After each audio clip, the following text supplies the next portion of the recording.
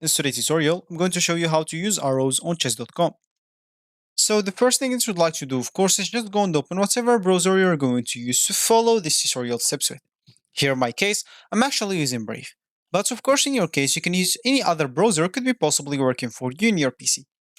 Once you open that browser, make sure to go to this URL section and simply type chess.com and hit the enter button, and that should take you into this page.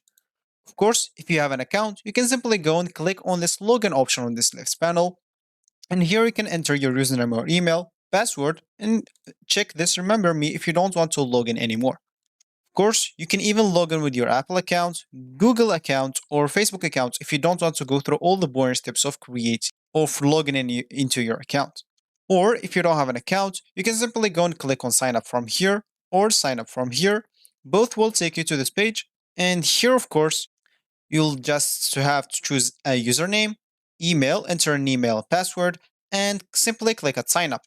Of course, you'd like even to choose your chess skill level, new to chess, beginner, intermediate, or advanced.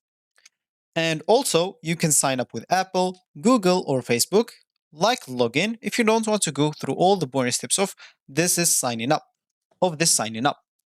So once you're logged in into your account or you just created your account, you'll find yourself here in this home screen or the main screen of the chess.com.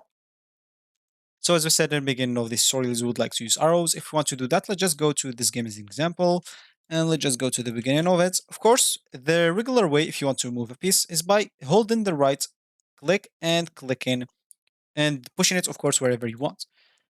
Or you can just simply click on it, then click wherever you want to take it. Of course, for the arrows, it does not work like that. You'll have to right click instead of left click, and keep holding that click and take it to wherever you want, and that will draw an arrow.